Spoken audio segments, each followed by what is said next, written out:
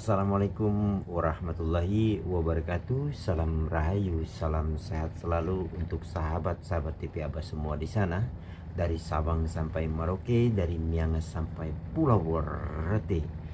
Seperti biasa teman-teman, bertemu lagi dan berjumpa lagi bersama saya di channel TV Abah, channel yang cukup sederhana dan channel apa adanya. Sudah lama saya tidak upload video, mungkin sudah hampir 1 bulan teman-teman ya, karena sekarang saya sudah berada di Halmahera Utara atau di Ternate. Saya belum bisa upload video teman-teman karena memang saya harus bisa mengkondisikan waktu dan membagi waktu, dimana di sini juga saya bekerja dan saya juga nanti akan merawat pola-pola kajian Buya. Dan memang sudah menjadi niatan saya untuk bisa merawat dan menjaga kajian-kajian Buya ini. Menurut hemat saya, kajian ini sangat langka dan sangat jarang peminatnya. Mungkin banyak orang berpikir, kenapa upload video banyak tapi jarang peminatnya? Justru itu, saya terbalik teman-teman. Karena kenapa? Sesuatu mutiara yang tersembunyi di dalam warna-warni kehidupan itu jarang sekali terlihat. Hanya orang-orang tertentu yang bisa melihat mutiara-mutiara yang terpendam di dalam dunia ini, di dalam kehidupan ini, dan di dalam lumpur kehidupan ini. Nah, saya mencoba untuk memberitahukan begitu banyaknya mutiara-mutiara yang bertebaran, tapi terselimuti oleh kegelapan, terselimuti oleh lumpur-lumpur dunia ini teman-teman. Oke, tidak usah berlama-lama, kita lanjutkan saja, kita dengarkan saja secara rinci, secara detail. Mudah-mudahan saya bisa memberikan sedikit satu pandangan yang bisa membuat satu dengan yang lain, atau maksudnya bisa membuat sahabat dan saya sendiri terutama bisa sama-sama kita bisa saling mengasah, mengasih, dan mengasuh. Ingatkan saya apabila saya lupa, hilaf, dan salah teman-teman. Tidak usah berlama-lama, kita dengarkan saja kajian beliau yang satu ini. Fakam Abdullahi la Abdul Ilali. Betapa banyak orang fakun maka jadilah engkau Abdullahi, hambanya Allah, la Abdul Ilali, bukan hambanya Kausar, bukan hamba illah. Al-illah artinya sebab musabab. Wa kama kana laka rabban wala illatan, wa kama kana laka rabban wala illatan fakun abdan lahu wala illah.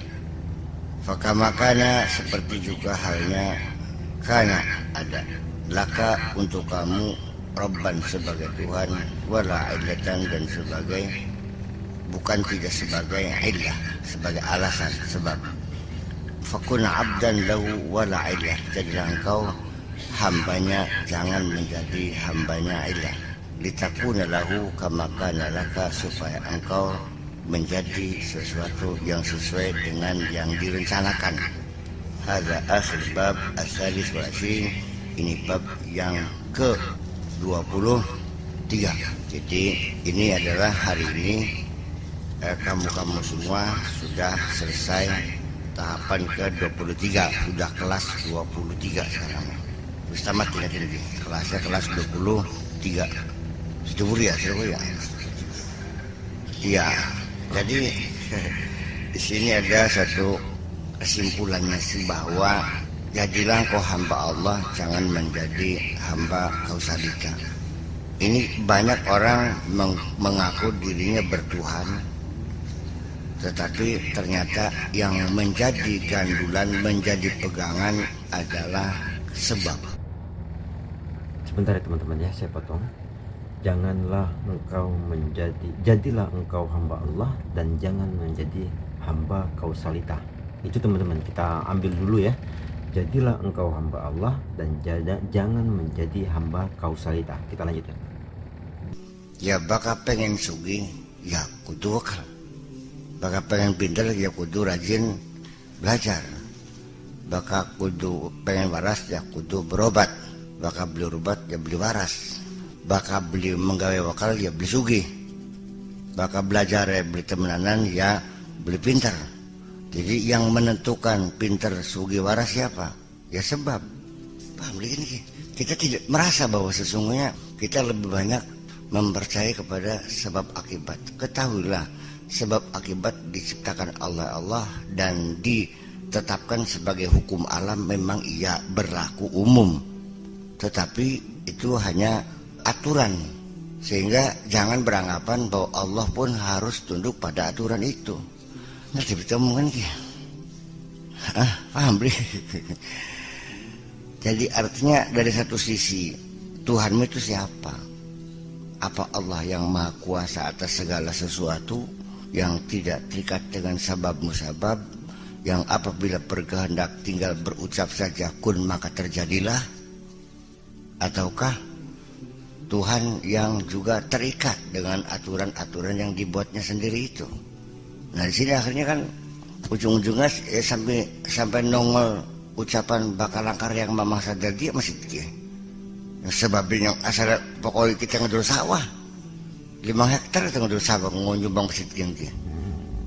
Dalam beli timbang kita masa daji orang kok. Ya kan seperti itu.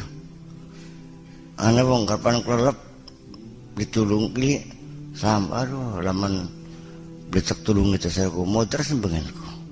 Jadi sesungguhnya siapa yang menyelamatkan dia itu? Iya, tapi diyakininya kan bukan Allah. Karena dengan sebab itu, ya duduk kita bisa sungguh semenek kita ada wong tanine. Ya kepokok kengelan barang makan. Iya, awan jadi bengi-bengi jadi awan. Jam 3 bengi mangat nih sawang giring-giring banyu. Orang. Ya untung bakal meyakini saya disuruh Allah untuk menyelamatkan orang. Tetapi kan saya telah menyelamatkan kamu kan masalahnya. Nah ini satu hal yang perlu kita cermati. Jadilah engkau hamba Allah, jangan menjadi hambanya sebab. Sebentar teman-teman ya. Jadilah engkau hambanya Allah dan jangan menjadi hambanya sebab. Jadi begini teman-teman. Kalau nggak salah video ini pernah saya buat beberapa bulan yang lalu ya teman-teman. Tapi nggak apa-apa untuk mengingat kembali. Di sini poin yang terpenting, hati-hati memahami di kajian ini ya teman-teman. Bila mana seseorang itu menangkap secara mentah pemahaman ini, maka dia akan menganggap pemberian itu langsung dari Allah seperti ini. Langsung hadir. Tidak seperti itu ya teman-teman, tidak seperti itu. Bahasa langsung itu adalah bahasa keyakinan. Ingat lagi teman-teman, bahasa langsung adalah bahasa keyakinan. Nah, maksud beliau ini, kita itu kebanyakan langsungnya tidak kepada yang maha kuasa, tapi kita langsungnya hanya kepada sebab musabab. Tapi secara realita dan secara batinnya tidak ada yang tidak melalui sebab musabab. Semua melalui sebab musabab. Contoh ya teman-teman, ada orang berpuasa berbulan-bulan di dalam goa, di dalam hutan, tetap Tuhan memberikan rezekinya secara langsung. Itu benar-benar sudah di dalam hutan ya, di dalam goa, entah melalui burungkah memberikan buah-buahan, entah melalui binatang apapun, itu menghantarkan kepada dia. Itu yang disebutkan langsung teman-teman. Nah, bukan berarti langsung itu tanpa sebab musabab. Tetap sebab musababnya itu adalah sesuatu ciptaan, seperti burung itu sendiri menghantarkan makanan itu kepada orang yang sedang berpuasa di dalam hutan itu sendiri. Nah, yang dikatakan langsung itu adalah sebuah keyakinan sebuah keyakinan di mana orang yang sedang berpuasa di hutan itu dia meyakini semua rezeki itu langsung dari Tuhannya. Nah, begitupun pada saat kita menjalani kehidupan ini, pada saat kita diberikan uang oleh siapapun, nah, apakah keyakinan kita langsung kepada sebab musabab ataukah langsung kepada yang Maha Kuasa? Hanya itu sebenarnya. Tapi kalau kita pahami secara mentah, pasti berpikirnya langsungnya itu kepada yang Maha Kuasa secara langsung. Tidak seperti itu ya teman-teman. Jadi yang dikatakan langsung itu adalah sebuah keyakinannya yang langsung kepada Tuhannya, langsung kepada Allah, yang langsung kepada yang Maha Kuasa. Jadi sebuah keyakinan pada saat Tuhan memberikan rezeki itu langsung kepada Allah, keyakinannya. Mungkin cukup paham ya teman-teman. Itu yang saya sederhanakan. Kita lanjutkan teman-teman. Sebab ini sepertinya menjadi Tuhan juga secara tidak sadar. Namun sira diparingi muka-muka tadi wong bener.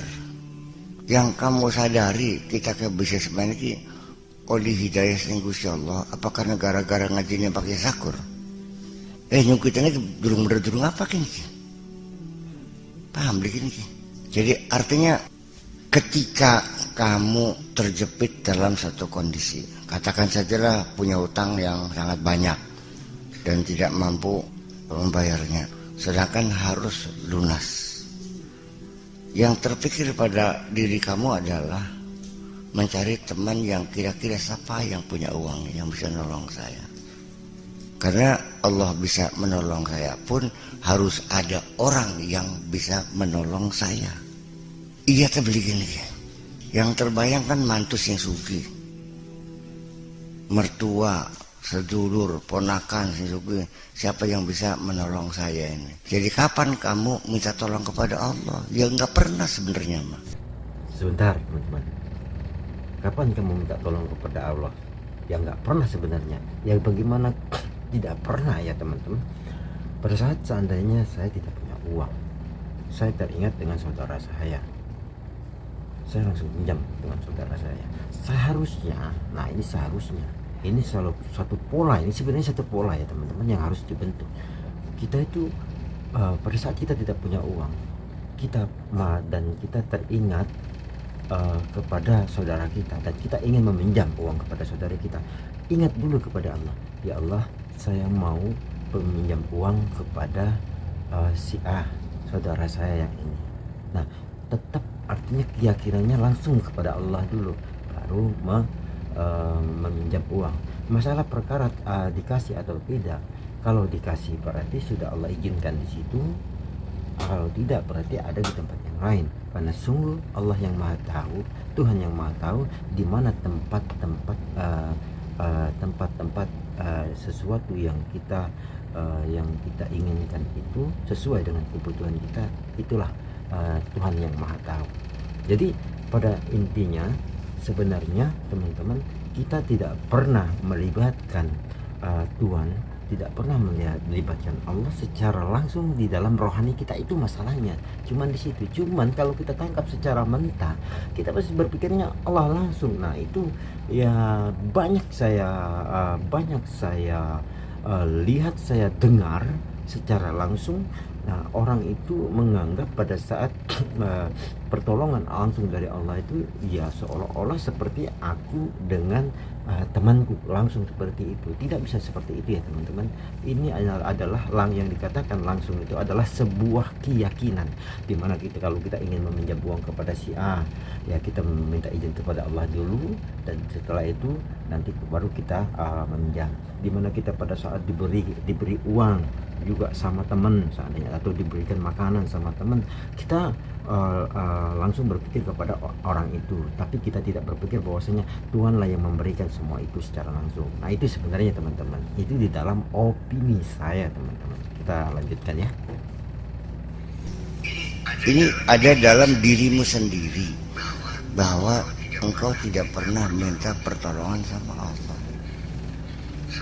Sebab yang terpikir bagaimana caranya Allah menolong kamu kalau tidak melalui seseorang yang menolong saya.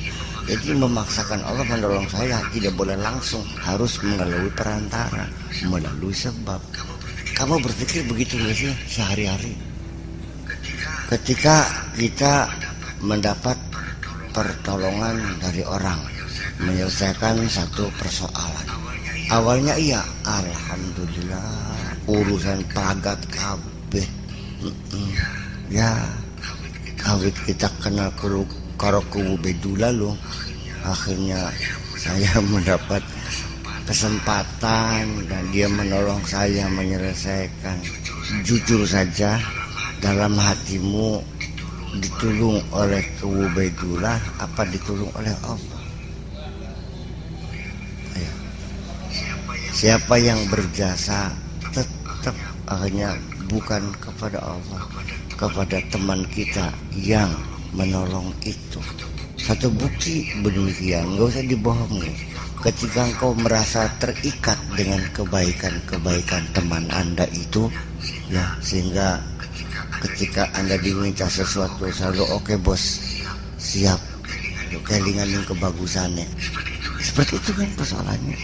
Ini kan sehari-hari, bahwa yang ada dalam pikiranmu, dalam hatimu adalah ternyata teman-teman kamu yang banyak berbuat baik kepada kamu. Selama ini kamu tidak merasa mendapat kebaikan-kebaikan dari Allah. Bagian kamu ngomong alhamdulillah gak? Ning ini mah kesuwun paku. Ya iya, ini iya. Selama ini engkau terikat atau merasa berhutang budi kepada orang lain dengan jasa-jasanya. Dan selama ini kamu tidak merasa berhutang budi kepada Allah kok. Buktinya dikongkon ning wong sing pernah nulung disira getap sih. Gagian santral gagian begitu dikongkon Gusti Allah kelakat. Saya urus semuanya biar paham. Wah, sebetulnya siapa Tuhan yang ada di hatimu itu? Ya kan aja tersinggung ini ngomong saya aneh kamu. Sebentar teman-teman lagi. Ingat teman-teman, setiap kajian beliau ini adalah kajian ke dalam. Pemahamannya ke dalam dan wilayahnya di dalam hati. Di dalam hati nurani, di dalam batin kita. Tidak keluar. Kalau kajian ini kita tangkap secara lahiriah saja atau dari luar saja, maka disitulah kita juga akan terjebak.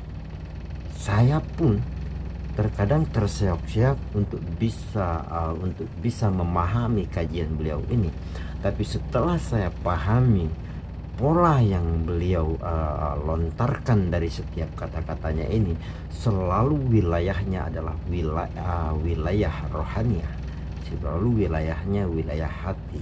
Nah, tapi wilayah hati ini terkadang beliau aplikasikan secara lahiriah, atau secara lahiriah beliau kemas ke dalam batinnya, bolak-balik.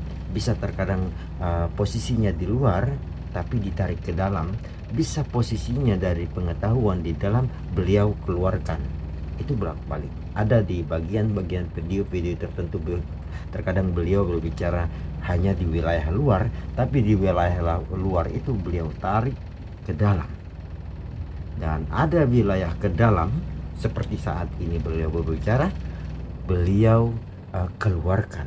Nah, kalau kita hanya pahami secara lahiriah saja, itu yang dikatakan mentah secara lahiriah, maka disitulah kita sudah terjebak. Kita lanjutkan teman-teman. Secara realita kenyataan di dunia, orang yang paling banyak berbuat baik kepada kamu adalah orang tuamu, betul? Yang mengandung kamu, yang melahirkan kamu, yang ngurusin kamu, nyebokin kamu, bedongi, menyekolahkan, membiayai. Orang tua adalah yang sangat berjasa kepada kamu, ya kan? Nah, untuk itu Allah pun memberikan arahan kepada kita bahwa wabil walidaini ihsana, harus berbuat baik kepada orang tua sebagai tanda rasa syukurmu. Anishkurli wali walidaika, bersyukur padaku dan kepada orang tua yang telah kujadikan sebagai sebab yang merawat kamu. Ya kan begitu. Artinya bahwa pertama andiskurli wahnan ala wahnin wa fisaluhu fi amin. Andiskurli walidaika ilaiyal masir. Bersyukur kepadaku yang telah menampilkan kamu di bumi ini melalui kedua orang tuamu. Bersyukurnya kepadaku dan kepada kedua orang tuamu. Ya kan begitu. Selama ini kita merasakan hadir karena jasa orang tua, dan kita kadang-kadang tidak mampu menembus hati kita bahwa yang merawat kamu adalah Allah juga, yang melahirkan, artinya menurunkan kamu ke bumi Allah juga, hanya prosesnya harus lewat perut ibu kamu. Ya kan begitu. Allah telah membuktikan bahwa aku bisa membuat manusia tanpa keluar dari perut ibu. Ya kan begitu. Tanpa ibu, tanpa bapak. Dan aku pun bisa menciptakan manusia tanpa melalui proses harus ada bapak. Ya kan begitu. Nah ini hendaknya keterikatan kita, kesetiaan kita ini tetap pokoknya kepada Allah, bukan kepada orang tua.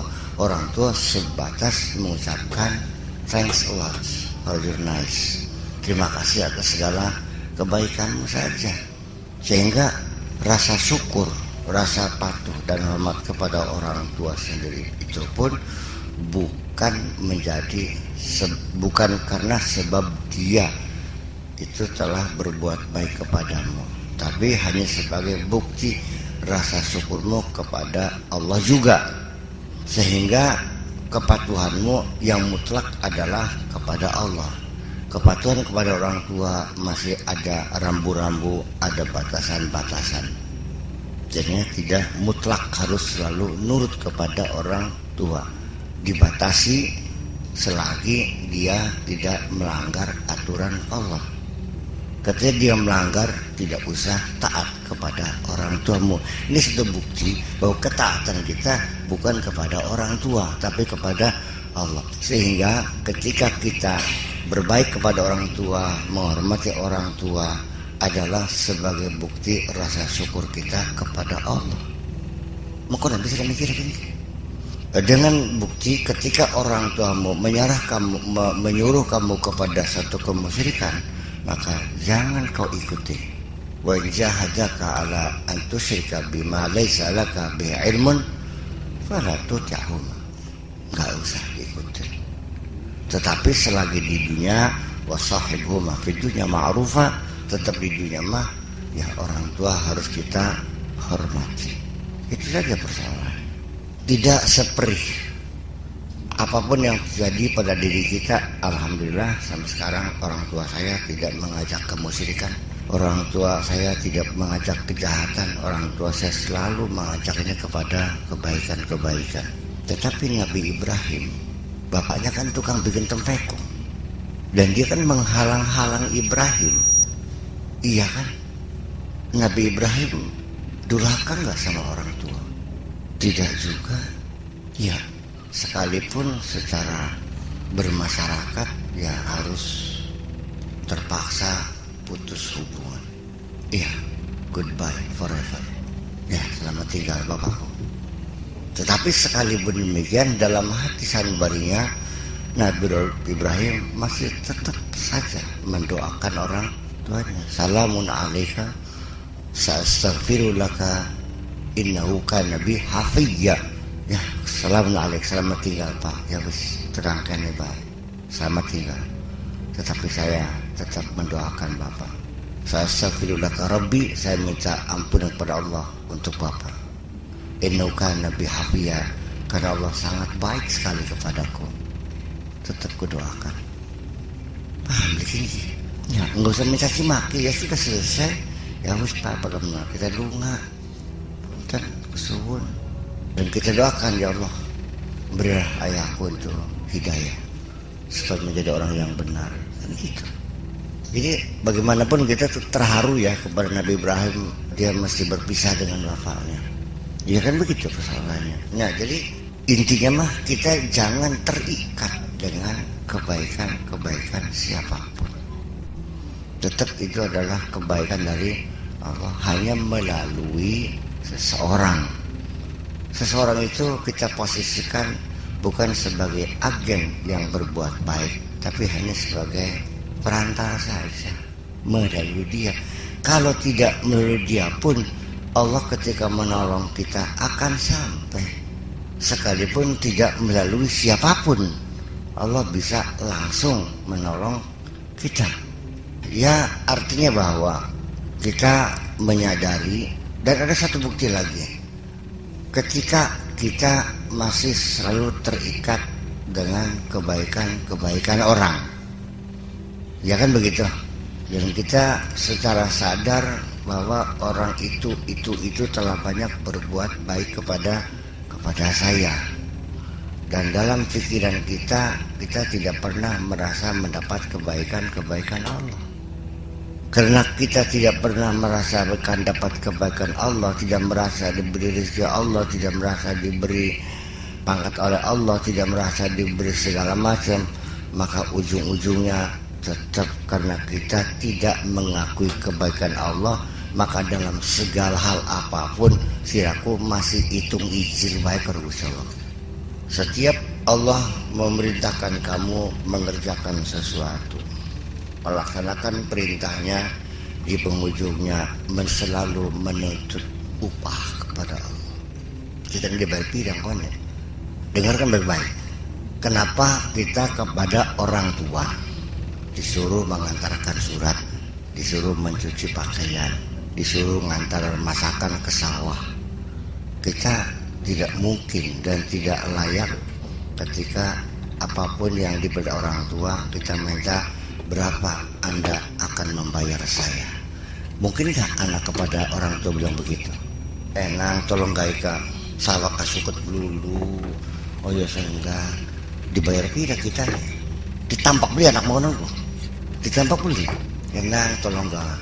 Momongan adik melasi kah? Jika adu sana, iya kan gitu. Pira bayaran. Iya. Dan kita tidak layak meminta upah kepada orang tua. Apa dasar? Karena kebaikan orang tua. Betul? Pantas beli nih wong tua sing melocot di sira sing sidik bulat. Tulen token bayaran. Iya kan? Itu adalah kita kepada Allah ya berani menuntut ganjaran, berani menuntut upah. Apa yang engkau berikan kepadaku ketika aku berbuat baik? Belum tuh terbikin. Jadi wong saya bakal kandane ganjaran bahkan belum tuh bikin. Ya kita harus, persoalan Allah bercerita pahala itu adalah kewenangan Dia, kekuasaan Dia untuk memotivasi kita supaya kita terdorong untuk berbuat baik. Tetapi setelah kita dewasa, ya sudah dong. Setelah kita dewasa mah ya sudah, kita jangan selalu berorientasi kepada imbalan-imbalan itu. Sekarang kita ingat nggak dulu ketika disuruh sekolah, diiming-imingi dengan uang jajan kan? Sekolah harus rajin, kalau lulus nanti dibelikan sepeda. Masih ingat? Itu kenapa orang tua mendidik kita dengan imbalan-imbalan ketika kita masih kecil? Karena kita terdorong secara materi, karena ada imbalannya, maka sekolah kita rajin. Sampai sholat pun dibayar. Pokoknya sidaki jajannya segini 5.000 atas perhitungan subuh 1.000, duhur 1.000, asar 1.000, maghrib 1.000, isya 1.000. Begitu kamu maghrib tidur, isanya nggak sholat, tak potong 4.000 detiknya. Itu kan sah-sah saja orang tua mendidik anak untuk berbuat baik, untuk taat dengan iming-iming imbalan. Jadi artinya Allah pun untuk manusia yang imannya masih lemah, itu masih wajar diiming-imingi imbalan. Ketika kamu selalu mengharapkan pahala, berarti imanmu masih lemah juga kalau begitu. Seperti biasa teman-teman, videonya singkat, tepat, dan padat. Tapi ini sangat menarik, nah teman-teman, sangat menarik. Kenapa? Ini wilayah hati nurani, ini wilayah rohani, dan ini wilayah batiniah. Yang pertama saya tangkap dari kajian beliau ini, kita harus kita harus kita harus bisa merasakan langsung pemberian dari Allah melalui proses yang sudah Dia ciptakan, atau melalui proses sebab musabab. Nah, lalu bagaimana kita bisa sekarang saya balik teman-teman. Lalu bagaimana kita untuk berterima kasih kepada Allah? Apakah langsung kita berterima kasih kepada Allah secara hati nurani saja? Tidak, teman-teman. Belum tentu juga kita didengar. Terima kasih ya Allah. Belum tentu juga terima kasih kita didengar, walaupun memang Allah Maha mendengar. Belum tentu diterima. Jadi seperti ini, teman-teman. Jadi pada saat kita meminta pertolongan langsung kepada Allah, tentunya ada prosesnya. Prosesnya adalah sebuah ketentuan, yaitu sebab musabab. Nah, itu tetap istilahnya, itulah yang dikatakan meminta langsung kepada Allah, karena hati nuraninya sudah tertuju kepada Allah melalui proses sebab musabab. Begitupun pada saat kita berterima kasih kepada Allah dengan proses menghargai, menghormati orang yang sudah berbuat baik terhadap kita. Disitulah menurut opini saya, Tuhan sangat menerima karena kita sudah berterima kasih kepada Allah, sudah berterima kasih kepada Yang Maha Kuasa melalui proses sebab musabab. Contohnya, saya pinjam uang, atau ada orang lah bahasanya, ada saudara kita yang cukup baik sama kita, yang sangat baik kepada kita, memberikan uang, memberikan makanan. Tentunya kita paling utama secara rohani berterima kasih kepada Allah langsung melalui proses sebab musabab saudara kita. Dan begitu pun sebaliknya, kita berterima kasih langsung kepada Allah, langsung kita berterima kasih kepada Allah, kepada Yang Maha Kuasa melalui proses sebab musabab saudara kita itu sendiri. Artinya kita harus menghormati, menghargai proses sebab musabab itu, atau menghormati saudara kita itu sendiri. Nah, proses menghormati, menghargai saudara kita itu sendiri sama seperti pada saat Allah memberikan langsung melalui proses sebab musabab itu sendiri, teman-teman. Jadi itulah pentingnya menghargai, saling menghargai. Nah, jadi kesimpulan yang saya tangkap seperti ini ya, teman-teman. Jadi kesimpulan yang saya tangkap ya, kita itu tidak menyadari dan kita tidak sadari sesungguhnya pemberian itu semuanya ini sebenarnya langsung dari Allah, tapi kita terjebak di dalam sebab musabab sehingga kita tidak sampai kepada Allah langsung. Nah, ini yang jadi permasalahannya ya, teman-teman. Nah, lalu bagi kita yang sudah menyadari pemberian langsung dari Allah, dari Tuhan melalui sebab musabab itu, kita juga harus berterima kasih. Tidak bisa kita berterima kasih di dalam batin saja. Terima kasih ya Allah, belum tentu juga kita diterima. Kenapa? Ya, ada prosesnya juga.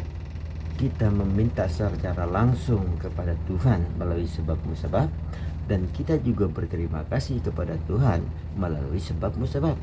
Sebab musababnya apa? Contoh ya teman-teman, seandainya kita punya saudara baik sekali kepada kita, memberikan makanan, memberikan minuman, memberikan apa yang dia berikan terhadap kita, maka kita paling utama kita langsung berterima kasih kepada Yang Maha Kuasa, kepada Tuhan dan kepada Allah melalui sebab musabab itu sendiri, melalui proses sebab musabab itu sendiri. Begitupun sebaliknya teman-teman, kita berterima kasih kepada Tuhan juga itu melalui sebab musabab yang sudah Dia tentukan, yaitu saudara kita itu sendiri. Disitulah baru Tuhan bisa mendengarkan, pasti menurut saya mendengarkan, terasa terima kasih kita melalui sebab musabab itu sendiri. Kalau kita secara langsung saja belum tentu teman-teman, belum tentu, karena hadirnya Tuhan memberikan rezeki itu pun melalui sebab musabab, melalui proses musabab. Dan begitu pun berasa berterima kasih kita juga secara langsung, tapi melalui proses sebab musabab. Jadi pentingnya saling menghargai, menghormati terhadap orang yang sudah berbuat baik terhadap kita. Itu sangat penting. Jadi tidak hanya kita langsung saja meminta kepada Tuhan secara langsung, tapi berterima kasihnya hanya di dalam batin. Itu tidak sinkron menurut saya teman-teman. Yang sinkron itu, yang tepat itu, yang matang itu pada saat kita sudah memahami pemberian dari Tuhan secara langsung melalui proses sebab musabab, tapi rasa berterima kasih kita juga secara langsung kepada Tuhan, tapi melalui proses sebab musabab. Di situ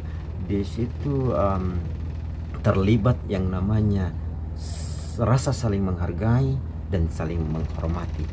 Banyak sekali orang yang terjebak di rasa saling menghargainya, di rasa saling menghormatinya, di sebab musababnya banyak sekali. Jadi sebenarnya aslinya dibulak-balik.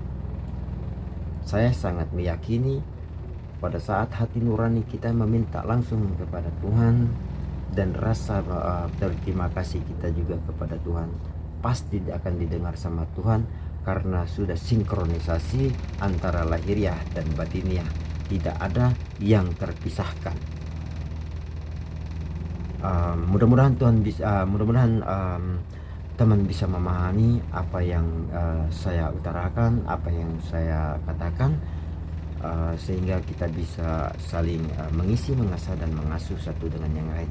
Oke teman-teman, videonya mungkin terlalu banyak saya berbicara, dan saya mohon maaf apabila ada salah kata, perbuatan, ucapan serta perilaku saya mungkin tidak berkenan di hati sahabat-sahabat TV Abah semua di sini. Saya mohon maaf lahir dan batin, karena saya harus